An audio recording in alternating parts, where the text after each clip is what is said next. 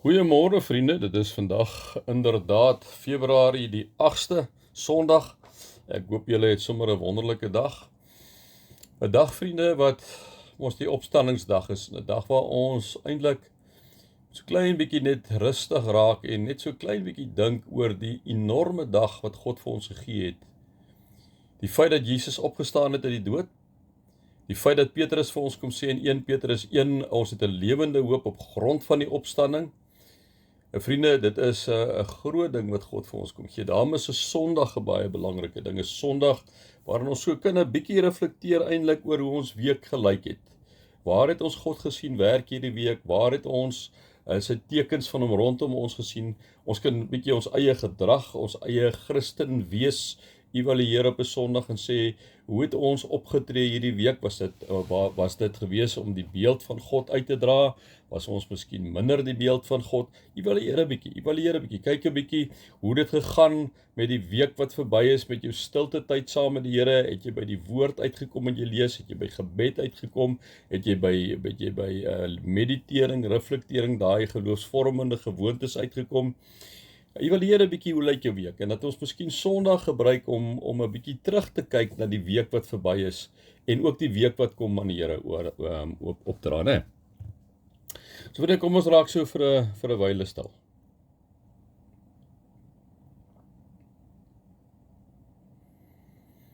O Heilige Gees, baie dankie vir die wonderlike voorreg wat ons het om so in die teenwoordigheid te mag wees, of ons nou luister, of ons by die huis is, ons miskien in die sitkamer sit met 'n beker koffie, uitkyk by ons venster uit, of dit in die tuin is, of dit sommer so reise is, of dit miskien op die see is, waar ons miskien by die see sit en koffie drink. Dis waar ons net rustig in die bed sit op hierdie stadium. Miskien ry ons. Here, dat ons bewus sal wees van U nabyheid. Dankie Here dat U die een is wat gemaak het vanoggend dat ons die knoppie druk om te luister.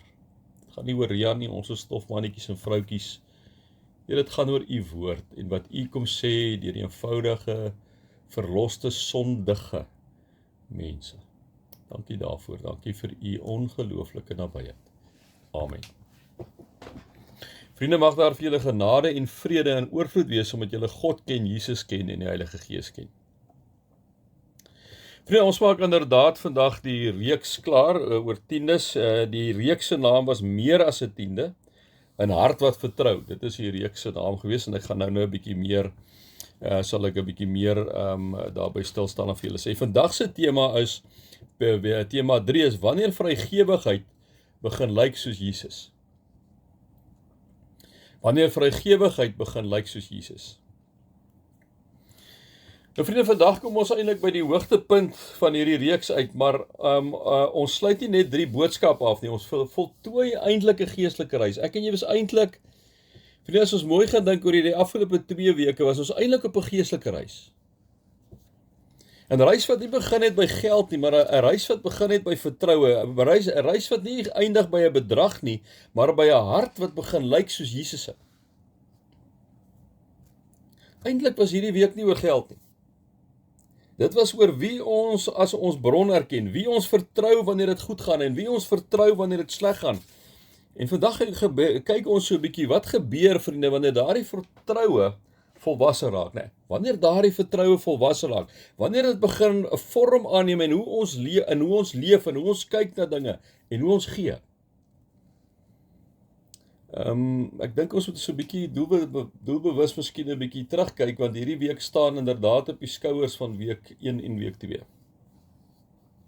In die eerste week het ons gevra, as 10 is 'n wet wat my bind of wysheid wat my bevry? En ons het ontdek dat gee in die Bybel nie begin het by 'n bevel nie, maar by 'n ontmoeting, né? By 'n ontmoeting. Abraham gee nie, liewe vriende, omdat daar 'n wet was nie. Abraham gee daai tyd, toe Melchisedek daar by hom was, wat Jesus eintlik versimboliseer het, gee uit sy hart uit. Daar was nie 'n wet nie, dit is voor Moses se tyd, julle 400 jaar voor Moses se tyd. Daar was nie Levitiese instelling wat die tiendes moet verduidelik nie. Daar was geen tempelwette nie. Daar was niks, weet nie. So Abraham kom, liewe vriende, en hy kom gee uit sy hart uit, né? So nie uit 'n verpligting uit nie, maar uit 'n erkenning uit. En ons het dit so mooi gestel die eerste week. Ons het gesê Sy 10de was nie 'n betaling nie, dit was 'n verklaring. En die verklaring het gelei, God is my bron, my oorwinning en my koning, né?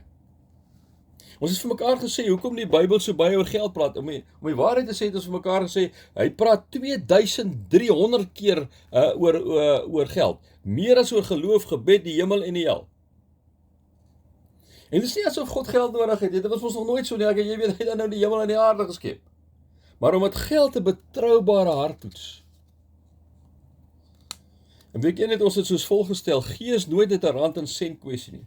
Dit is altyd 'n hartskwessie. Martin Luther se woorde het dit mooi vasgevang. Hy het gesê, there are 3 conversions necessary. The heart, the mind and the purse. Ons het ook na William Colgate gekyk en sy verhaal gehoor, liewe vriende, waar hy as 'n jong seun teruggekom het en hoe het hierdie maatskappy Colgate opgerig het op die ouende en hoe hy op die ouende vir God 10% gegee het en hoe hy op die ouende later 90% vir hom gegee het. En hy het hierdie belofte aan God gemaak om vir hom te gee voordat hy enigstens sukses behaal het. En sy lewensgeskiedenis was baie eenvoudig geweest en in die volgende sin opgesluit. Giving keeps my heart free, het hy gesê. Nie 'n formule nie, vir rykdom nie, maar 'n beskerming teen 'n vasgehang hart. Dit was week 1. Ek gee dit maar net vir julle, die van julle wat nou van dit gemis het.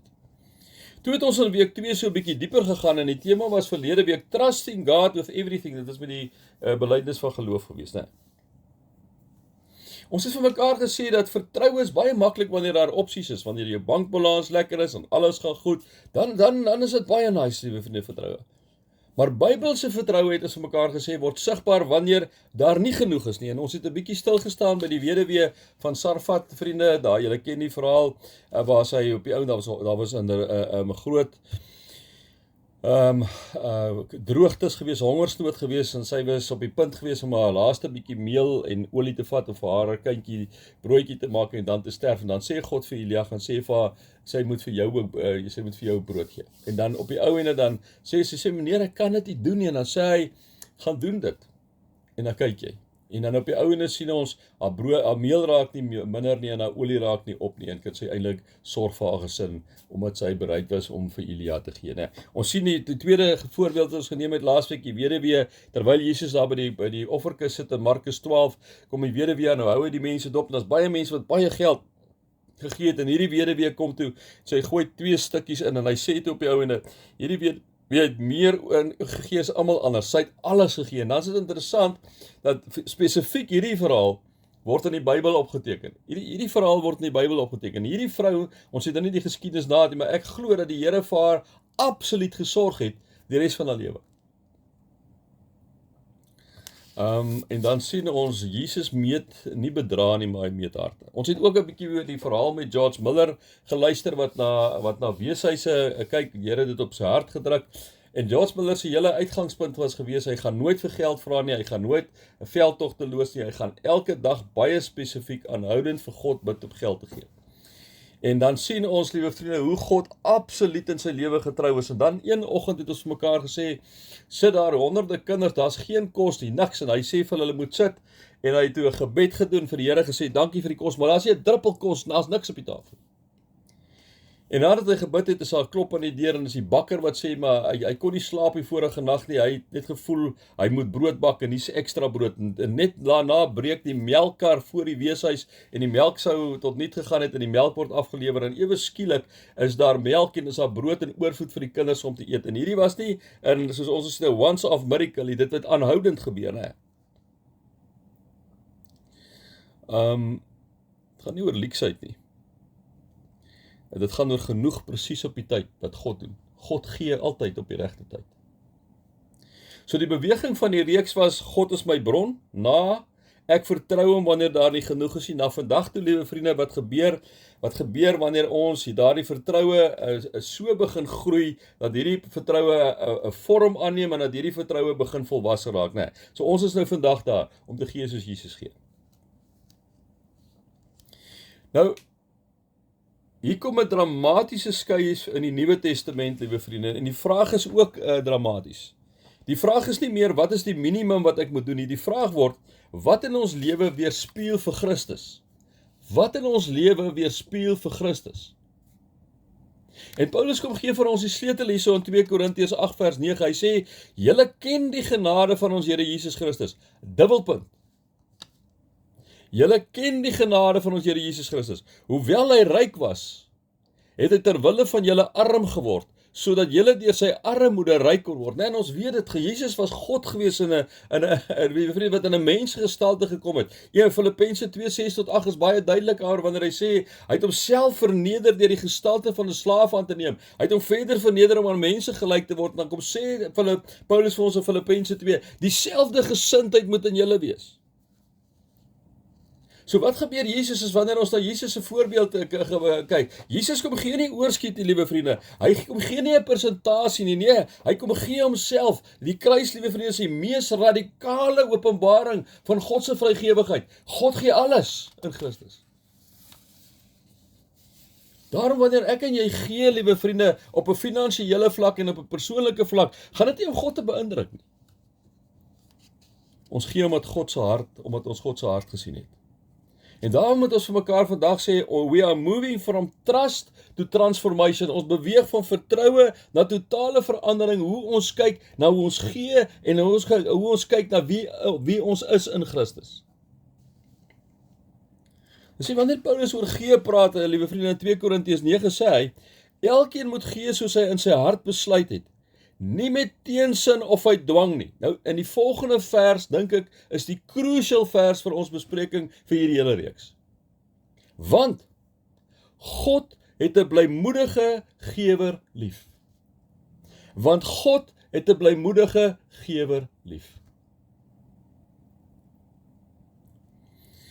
Vriende, hier hoor ons genadetaal. Hier hoor ons absoluut genadetaal. Hier is geen manipulasie nie, hier is geen druk nie, hier is geen skuld nie. Dit gaan oor vrywilligheid, dit gaan oor blymoedigheid, dit gaan oor vreugde. God het 'n blymoedige gewer lief. Wel vriende, dit sê baie. Hoekom? Jy sien omdat 'n blymoedige gewer vir God lief is. Omdat 'n blymoedige gewer nie iets doen omdat daar 'n wet is wat hom verplig nie, liewe vriende. Nee, 'n blymoedige gewer is iets wat iets uit die hart uit doen, uit dankbaarheid doen. As ons na die hele Ou en Nuwe Testament kyk, dan sien ons, liewe vriende, dat God wil hê dat ons iets uit ons eie uit moet doen. As jy lief is vir iemand, doen jy tog graag vir hom of haar iets, né? So wanneer God vir ons kom sê, weet jy, ek het 'n blymoedige gewer lief, liewe vriende, moet dit uit ons harte uitkom. Dit moet vir ons lekker wees om te gee. En waar gee ons? Ons gee nie, dit gaan nie oor die kerk, ek en jy is die kerk, ons is die liggaam van die Here. Ons gee om die koninkryk van die Here uit te brei op aarde. Maar as ons nie gee nie, wat gebeur? Liewe vriende, die kerke gaan tot niet. Gaan tot niet.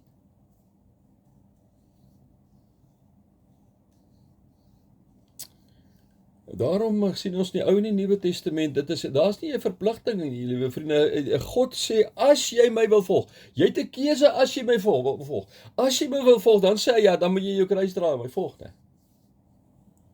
So dis 'n vrywillige, liewe vriende, volg van Jesus. En wanneer ek en jy Jesus volg, dan kom sê Paulus vir ons, hoor hierso, as jy dit doen, onthou net, God het 'n blymoedige gewer lief. Hy gaan nie jou kom druk in 'n blikkie, maar hoor wat hy sê, ek het 'n blymoedige gewer lief. 'n Blymoedige gewer beteken dat ek en jy inderdaad ons 3 waardes in 'n lewende verhouding met God staan, dat ons in Jesus se voetspore wil volg en dat ons toelaat dat die Heilige Gees deur ons werk.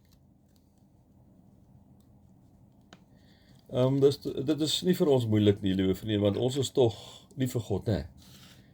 En omdat ons vir God lief het, gee ons blymoedig.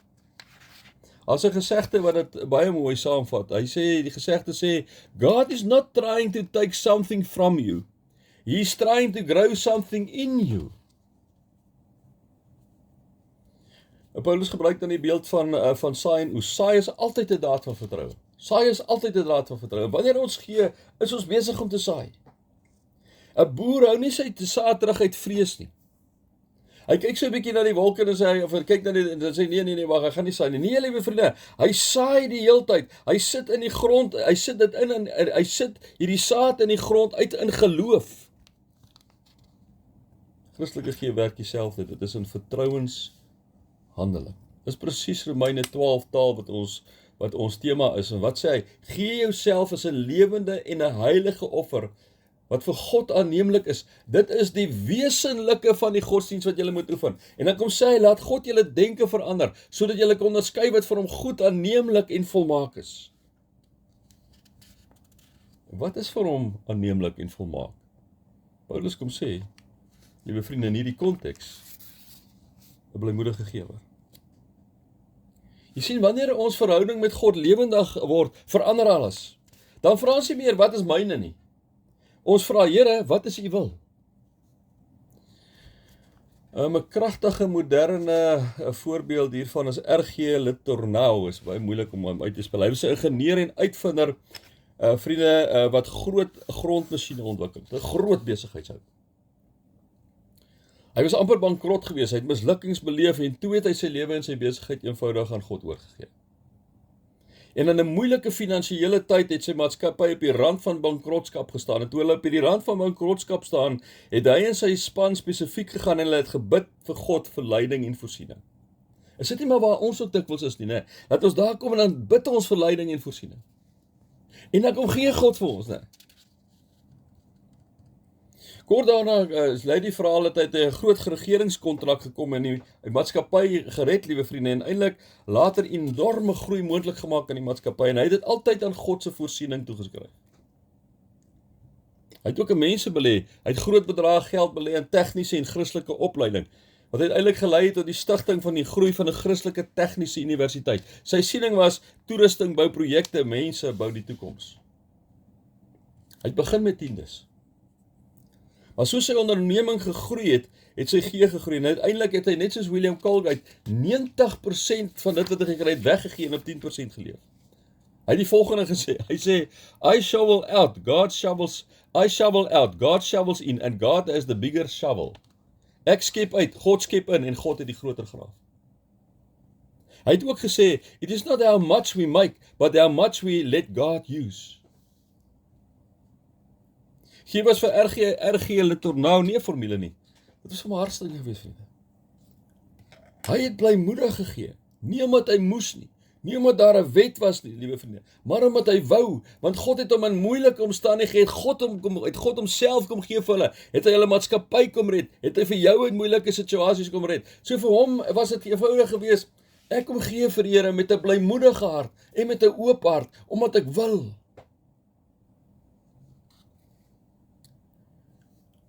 Hy het dit baie duidelik gestel, hy sê, dit was God wat hulle uit verknorsings gehelp het, nie sy sakevernuf nie. Nog 'n voorbeeld is Rick Warren, wat ons goed ken, liewe vriende, hy het na sy boek Sukses dieselfde patroon getoon as R.G. Letourneau, maar min mense kon ken die volle storie. Ons is nou besig in ons selgroep ook met Purpose Driven Life weer, stil 'n paar keer gedoen in ander selgroepe. Hierdie Purpose Driven Life, liewe vriende, het wêreldwyd miljoene kopieë verkoop en Rick Warren se inkomste het dramaties toegeneem. En skielik was daar tantieme, daar was uitnodigings en internasionale blootstelling, die finansiële deurbraak wat mense se leefstyl permanent kon verander. Né? Maar Rick Warren en sy vrou Kate gaan sit en bid en hulle het 'n radikale besluit geneem. En hy stel dit soos volg. Die boek stel dit soos volg. They would not rise their standard of living, they would raise their standard of giving. Hy het toe iets baie ongewoons gedoen, hy het opgehou om salaris by sy gemeente te neem. Meer nog, hy het self sy salaris wat hy oor jare by hulle verdien het hy alles, as predikant verdien het hy alles teruggeskenk aan die kerk. En hy het begin leef volgens wat hy noem reverse tithing. Nie om 10% te gee en 90% te hou nie, maar om 10% te hou en die res weg te gee, soos God hom lei. Hy het later gesê, God trusts me with money, so I can build trust in him through giving. Die punt van die storie, liewe vriende, is nie die persentasie nie. Die punt is 'n prioriteit. Nie hoe groot het my inkomste geword nie, maar hoe diep het my vertroue geword.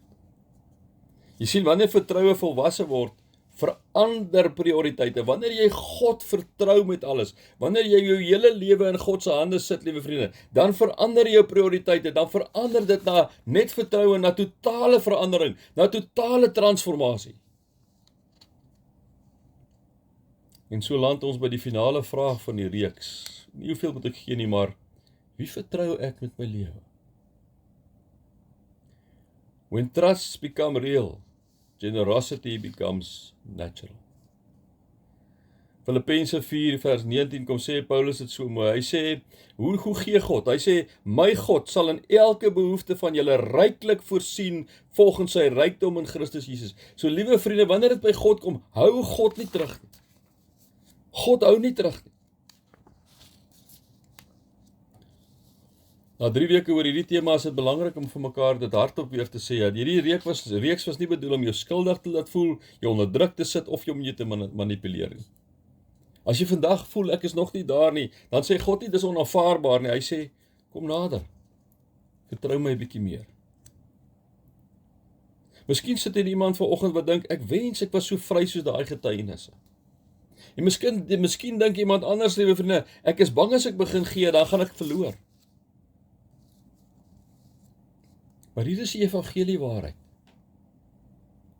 Wanneer ons hierdie reeks afsluit, met ons vir mekaar begin sê, liewe vriende, dat Jesus het nooit begin deur vir mense te sê, gee meer nie. Hy het begin deur te sê, kom na my toe. Kom na my toe. En toe hy self moes gee, het hy nie 'n tiende gegee nie. Hy het homself gegee. Aan die kruis het Jesus kom wys, ek hou niks terug nie.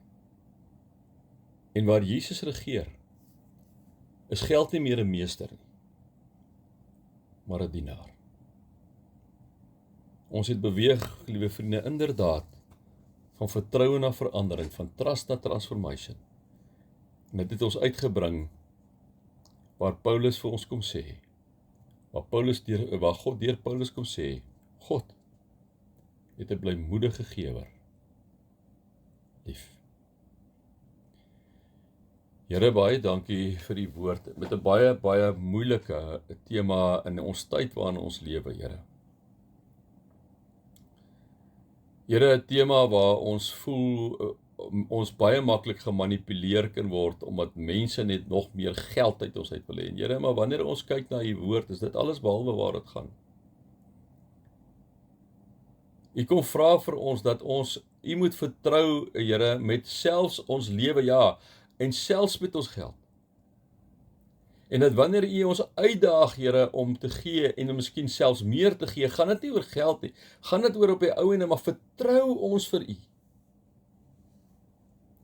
Here, net ons vir mekaar gesê, ons is baie maklik by die punt om te sê, Here, hier is ek, hier is my lewe, Here, ek gee my totaal aan u oor. Maar Here, die oomblik wanneer u kom vir ons kom sê, dit is alles reg, maar kom ons kyk, kan ek kyk na jou bankbalans, dan sê ons net daar, Here, hands off, dit is nie daar nie. En Here, wil ons vandag vir u kom vra, dat u vir ons sal help, dat ons ondersoek sal doen in onsself. Here, om in God stem te hoor, die Heilige Gees se stem te hoor. Nie kwaad te raak nie, maar om rustig te raak voor u en te sê, Here, wat wil u vir my kom sê?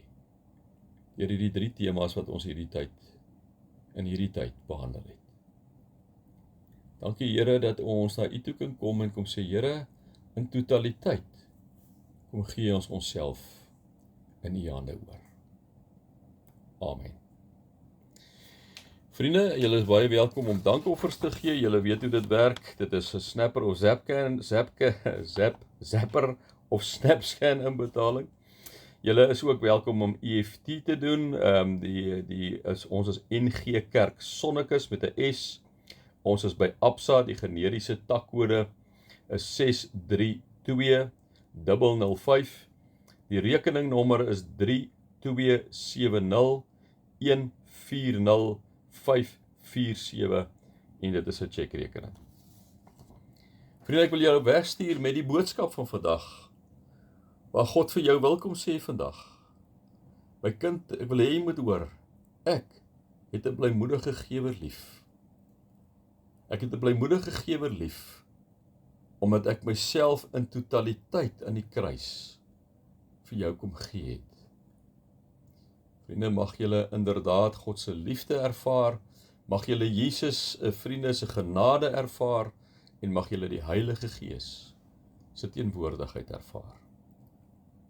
Amen.